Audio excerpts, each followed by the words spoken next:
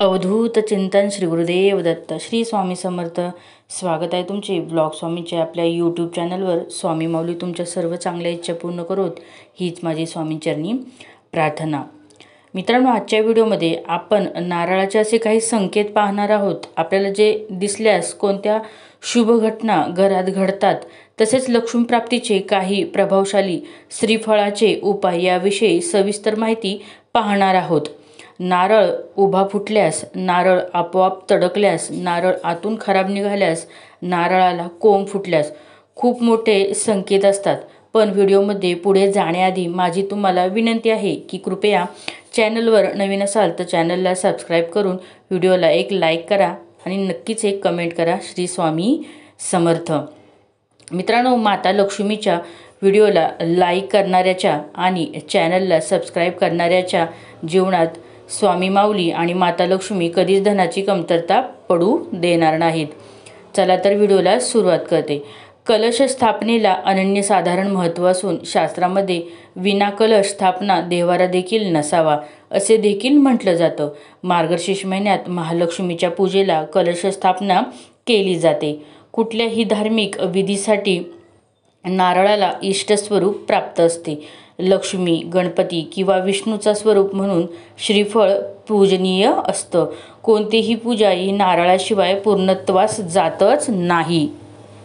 नारळ पूजेसाठी मांडल्यानंतर देवतेचे स्वरूप त्यातच विराजमान असल्याची धारणा मनात ठेवत अनेक जण याची आराधना करतात. अनेकांच्या देवघरांमध्ये कायमस्वरूपी कलशांवर ही नारळ स्थापन केला जातो.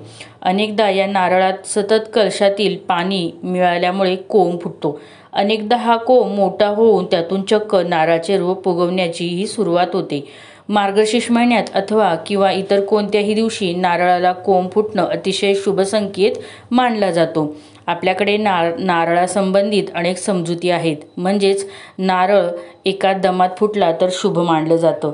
नारळ नासका निघाला म्हणजे नारळ पावला म्हणजेच चांगलं झालं. नारळ फोडणे हे शुभतेचे प्रतीक आहे आणि स्वतःचे शुद्धीकरण, हृदय आणि आत्मा शुद्ध करण्याचे प्रतीक आहे. कोणताही पवित्र विधी किंवा पूजा सुरू करण्यापूर्वी नारळ फोडला जातो. तुम्ही तुमचा अहंकार, गर्व आणि नकारात्मक विचार तोडत आहात. कलशाच्या ठिकाणी नारळाला कोंब फुटणं म्हणजे बीज स्वरूपात एका नव्या जीवाची, आयुष्याची सुरुवात होणे. हे सात्विक आणि सकारात्मक ऊर्जेचे प्रतीक आहे. अध्यात्मामध्ये नारळाला कोंब फुटल्याच्या क्रियेवर कमालीची ऊर्जा आणि सकारात्मक ऊर्जा म्हणून पाहिले जाते. ही प्रगतीची चिन्हे ही समजली जातात. त्यामुळे नारळाला कोंब फुटणं हे शुभसूचक असल्याचे अनेकांची धारणा आहे. तसेच मित्रांनो, काही संदर्भानुसार नारळामध्ये लक्ष्मीचा वास असल्यामुळे मार्गशीर्ष महिन्यात किंवा एखाद्या शुभप्रसंगी नारळाला कोंब फुटणं म्हणजे साक्षात लक्ष्मीचा वरदहस्त मानला जातो. ज्योतिषविद्येचा अभ्यास करणाऱ्या तज्ज्ञ मंडळींच्या मते ती भावी काळात आर्थिक स्थिती सुधारण्याचे व आगामी प्रगतीचे संकेत मानले जातात. नारळाला धार्मिक दृष्टिकोनातून खूप महत्त्व दिले आहे. काही जण नारळाला सजीव रूप देखील मानतात. नारळाला मनुष्याप्रमाणे 2 डोळे आहेत, एक तोंड देखील आहे. नारळाला फोडल्यावर त्यातून जे पाणी येतं ते अमृतासमान मानतात. नारळाला शास्त्रानुसार श्रीफळ म्हटलं जातं, म्हणजेच श्रीलक्ष्मीचे फळ मानले जाते. त्यामुळे प्रत्येक पूजा कार्यात नारळाला खूप महत्त्व आहे. नारळाला पूजा, यज्ञ, हव यासारख्या गोष्टी खूप महत्त्व दिले जाते. प्रसादाच्या रूपात ही नारळ दिला जातो. अशी आख्यायिका आहे की भगवान विष्णू आपल्यासोबत देवी लक्ष्मी, कामधेनू आणि नारळ हे संसाराकरिता घेऊन आले होते. तसेच नारळाच्या झाडाला कल्पवृक्ष देखील म्हटलं जातं. नारळ प्रत्येकाची इच्छा, मनोकामना पूर्ण करतो. कारण नारळाच्या प्रत्येक भागाला खूप उपयोगी मानलं जातं. तसेच मित्रांनो, पौराणिक कथेनुसार इंद्रदेवावर महर्षी रागावले. त्यांनी वेगळा स्वर्ग निर्माण केला. या स्वर्ग निर्मितीमधून ते संतुष्ट झाले नाही किंवा त्यांनी एका वेगळ्या पृथ्वीची निर्मिती केली. त्यावेळी त्यांनी सर्वात प्रथम नारळाची निर्मिती केली. म्हणून नारळाला मनुष्याच्या रूपात पाहिलं जातं. पूर्वी कर्मकांड हवनमध्ये बळी देण्याची प्रथा होती. बळी कधी स्वतःच असायचा किंवा आपल्यावर प्रिय व्यक्तीचा. हळूहळू ही प्रथा बंद झाली. फक्त पशूंचा बळी देण्याची प्रथा सुरू राहिली. त्यावेळी देवांना प्रसन्न करण्यासाठी मनुष्यरूपी असलेल्या नारळाची प्रथा सुरू झाली. नारळाला कल्पवृक्ष समजलं जातं कारण नारळ प्रत्येक आजारांवर रामबाण उपाय आहे. नारळ शक्तिवर्धक असून त्याचा खूप उपयोग होतो. नारळ हे धनाची देवी महालक्ष्मीचे प्रतीक मानले जाते आणि त्यांच्या पूजेमध्ये नारळ असलेले खूप महत्त्वाचे आहे. पूजेत अर्पण केलेला नारळ वाईट निघाला तर त्याचा अर्थ काही अशुभ होतो असे नाही. उलट नारळ खराब होणं शुभ असतं. त्याला नवीन कोंब फुटण्याच्या प्रक्रिया सुरू होत असते. जर नारळ आपोआप तडकला तर घरावर येणारे सर्व संकट नारळाने आपल्यावर घेतलेले असते. म्हणूनच तो स्वतः तडकतो. त्यामुळे तो अतिशय शुभ संकेत असतो की आपल्या घरावर आलेलं संकट टळलेलं आहे.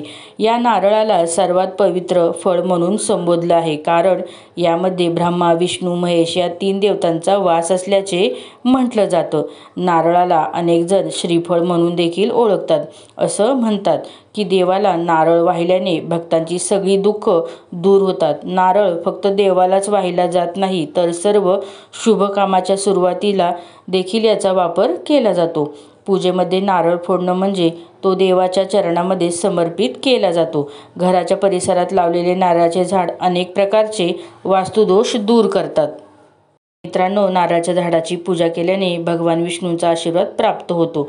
गरिबीपासून मुक्ती मिळवण्यासाठी एका नारळाला सिंदूर लावून मौली किंवा लाल धागा बांधावा. त्यानंतर हा नारळ हनुमानजींना अर्पण करावा. हे किमान 11 मंगळवार नक्कीच करा. हळूहळू तुमच्या गरिबीच्या बंधनातून मुक्त व्हाल आणि हनुमान चालीसा देखील वाचत राहा. नारळ अर्पण करण्यापूर्वी हनुमानाच्या मूर्तीसमोर हातात धरावा.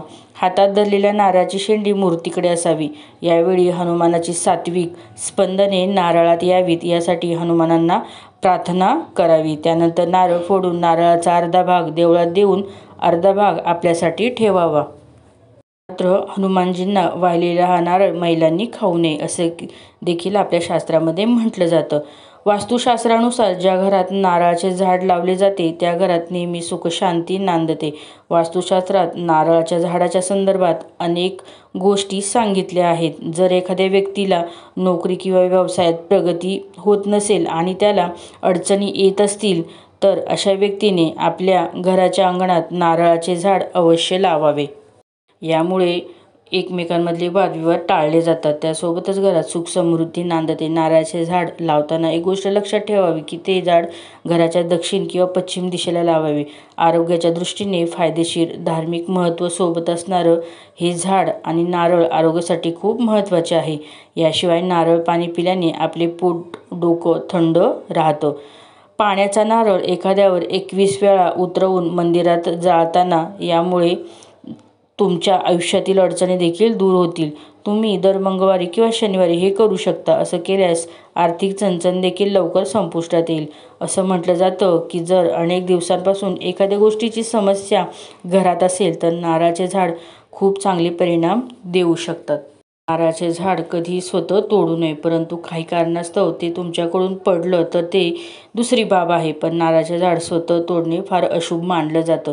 तंत्र उपायांमध्ये विविध वस्तूंचा उपयोग केला जातो. यामधील एक वस्तू अत्यंत चमत्कारिक आहे ती म्हणजेच लघु नारळ. हे नारळ दिसायला इतर नारळापेक्षा थोडी लहान असतात. पूजन सामग्री मिळणाऱ्या दुकानामध्ये हे नारळ सहज उपलब्ध होऊ शकते. लघु नारळाचा प्रयोग विविध तंत्र उपायांमध्ये केला जातो. विशेषतः धनसंपत्ती प्राप्त करून देणाऱ्या उपायांमध्ये ह्या नारळाचा उपयोग केला जातो.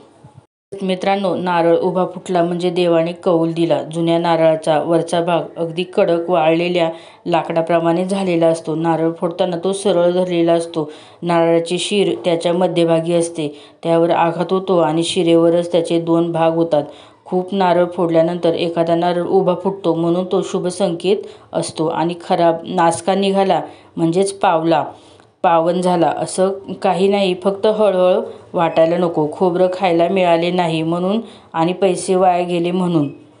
नारळ पावल्यावर दुसरा नारळ देखील फोडण्याची प्रथा आहे. म्हणजेच एक नारळ खराब निघाला म्हणून दुसरा नारळ फोडावा. लागतो, पण वाईट वाटू नये म्हणून हा शुभ संकेत समजून आनंदाने दुसरा नारळ फोडला जातो आणि लोकांना देखील तळतळ वाटत नाही. नारळाचे कवच सोप्या पद्धतीने कसं काढावे? एका पॅनमध्ये पाणी तापवा. नारळाच्या शेंड्या काढून नारळ गरम पाण्यात ठेवा. पॅनवर झाकण ठेवून नारळ त्यात उकळायला ठेवा. 10-15 मिनिटांनंतर करवंटीचा रंग काळसर होतो. त्यानंतर नारळ गार झाल्यावर फोडावा. त्यानंतर करवंटीपासून खोबऱ्याची वाटी निघून येईल. जर तुम्हाला ही माहिती पूर्ण व्हिडिओ उपयुक्त वाटला असेल तर व्हिडिओला एक लाईक नक्की करा. चॅनलवर असेल तर नक्की सबस्क्राईब करा. कमेंटमध्ये श्री स्वामी समर्थ, श्री महालक्ष्मी नक्की टाईप करा. अनंत कोटी ब्रह्मांड नायक सर्वांचे श्री स्वामी समर्थ. आई तुळजाभवानी नमो नमः.